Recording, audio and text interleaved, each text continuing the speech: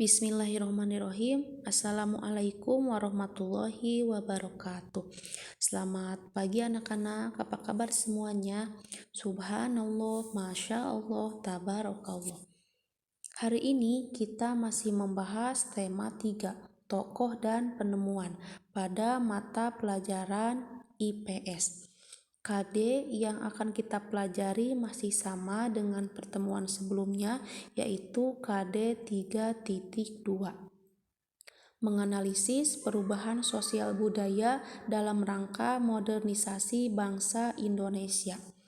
Materi yang akan kita bahas pada pertemuan hari ini diantaranya: yang pertama, perubahan sosial budaya dalam bidang iptek dan pendidikan. Yang kedua, peran teknologi dalam perubahan masyarakat di bidang ekonomi. Dan yang ketiga, dampak penemuan baru bagi masyarakat. Langsung saja kita masuk ke materi pertama.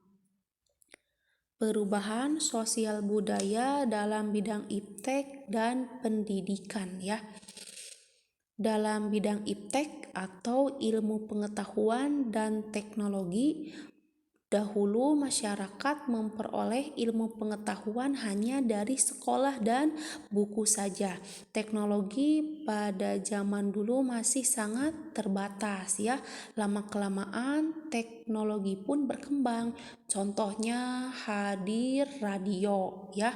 Ketika radio hadir, masyarakat memperoleh informasi dan pengetahuan dari radio ya. Informasi itu dapat didengar dari radio atau disampaikan secara lisan. Kemudian seiring berkembangnya iptek ya, hadirlah televisi yang dapat menyampaikan informasi berupa gambar dan suara. Nah, melalui televisi masyarakat memperoleh informasi lebih lengkap ya.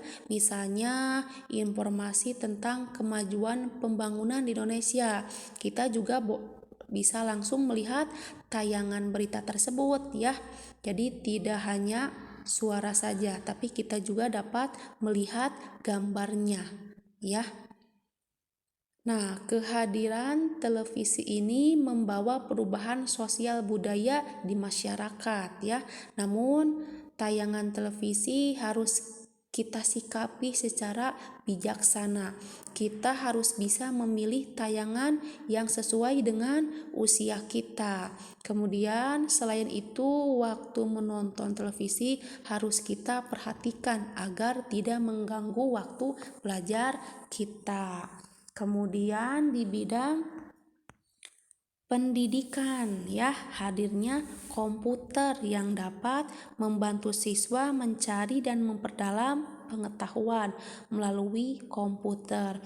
Nah, komputer ini juga membawa perubahan dalam bidang pendidikan karena dahulu pengetahuan hanya dapat diperoleh melalui kegiatan belajar di kelas ya, dengan sarana yang terbatas. Siswa hanya memperoleh ilmu pengetahuan dari buku, radio maupun televisi. Namun saat ini sebagian besar sekolah sudah memiliki sarana yang modern, misalnya adanya laboratorium komputer dengan jaringan internet yang memadai. Nah, adanya komputer di sekolah ini membantu siswa mencari dan memperdalam pengetahuannya melalui komputer. Contoh gambarnya nih, kalian perhatikan ya. Ini perkembangan teknologi iptek dan pendidikan, hadirnya televisi dan komputer ya. Kemudian materi yang kedua yaitu peran teknologi dalam perubahan masyarakat di bidang ekonomi ya. Di sini dalam bidang ekonomi kita bahas kegiatan produksi dan kegiatan distribusi ya. Yang pertama, kegiatan produksi. Sebelum adanya teknologi, masyarakat melakukan kegiatan produksi secara tradisional ya. Contohnya petani. Petani memanfaatkan tenaga kerbau atau menggunakan cangkul untuk membajak sawah. Setelah panen, padi ditumbuk menggunakan alu dan lesung. Kemudian, setelah ada teknologi, petani menggunakan traktor untuk menggarap sawah dan menggunakan mesin penggilingan untuk mengolah padi menjadi beras. Ini ada gambarnya, kalian perhatikan. Nah, ini sebelum ada teknologi ya. Petani hanya menggunakan cangkul ya. Kemudian memanfaatkan tenaga kerbau untuk membajak sawah. Kemudian menggunakan alu dan lesung untuk menumbuk padi ya. Nah, kegiatan ini membutuhkan tenaga lebih besar dan waktu lebih lama sehingga pemenuhan kebutuhan memerlukan waktu lama.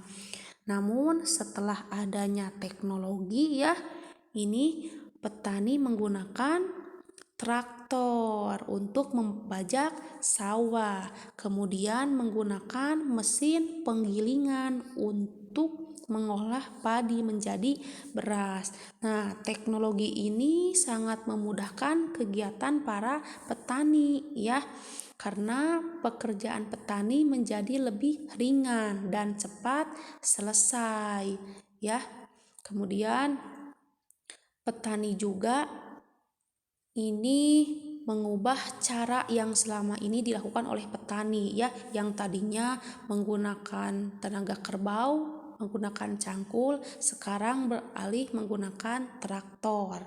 Yang tadinya menggunakan alu dan lesung, sekarang menggunakan mesin penggilingan untuk mengolah padi menjadi beras ya. Ini. Kemudian selanjutnya yang kedua ini kegiatan distribusi ya.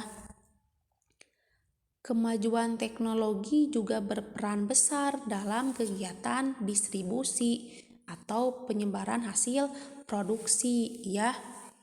Karena sebelum adanya teknologi transportasi, hasil produksi hanya lebih dinikmati oleh masyarakat sekitar. Warga di wilayah lain membutuhkan waktu yang lama untuk menikmati hasil produksi tersebut ya, karena transportasi yang digunakan masih tradisional. Contohnya menggunakan becak, sepeda atau tenaga kerbau ya. Kalau sesudah adanya teknologi transportasi, para produsen dapat menyalurkan hasil produksi ke berbagai wilayah dengan waktu yang lebih cepat ya. Nih, kalian perhatikan gambarnya. Nih, sebelum ada teknologi ya. Nih, penyaluran barang atau penyaluran produksi menggunakan tenaga kerbau ya, sehingga lama sampainya ya ke tempat tujuan. Kalau sesudah ada teknologi, penyaluran distribusi ini lebih cepat ya, menggunakan bak terbuka. Ini juga nih gambarnya ya. Ini sekarang teknologinya sudah berkembang ya, bisa menggunakan pesawat, kapal laut, mobil ya, kereta. Kalau dulu zaman tradisional distribusinya masih menggunakan transportasi sederhana ya. Contohnya nih, ada tenaga kerbau, ada tenaga kuda, ada becak ya. Sehingga waktu penyampaian distribusinya lama ya.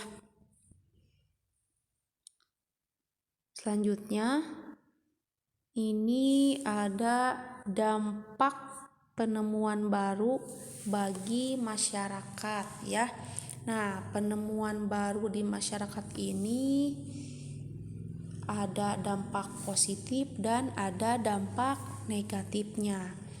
Contohnya yang pertama, penggunaan traktor dalam pertanian. Dampak positifnya meringankan pekerjaan petani dalam menggarap sawah. Kemudian kegiatan pertanian menjadi lebih cepat dan efisien. Sedangkan dampak negatifnya pencemaran suara dari traktor. Kemudian harga traktor mahal sehingga tidak semua petani memiliki traktor ya. Yang kedua, munculnya industri atau pabrik. Dampak positifnya mengurangi pengangguran dan terpenuhinya kebutuhan. Sedangkan dampak negatifnya pencemaran lingkungan ya dari limbah pabrik tersebut. Kemudian perilaku konsumtif. Dan yang ketiga, sarana transportasi ya. Ini dampak positifnya menambah devisa negara dan menciptakan kegiatan ekspor dan impor. Sedangkan dampak negatifnya melunturkan jati diri bangsa dan masyarakat lebih menyukai barang buatan luar negeri daripada barang buatan dalam negeri. Inilah materi pada pertemuan hari ini ya. Sekarang ada tugas yang harus kalian kerjakan. Yang pertama, kalian kerjakan soal latihan subtema 2 halaman 191.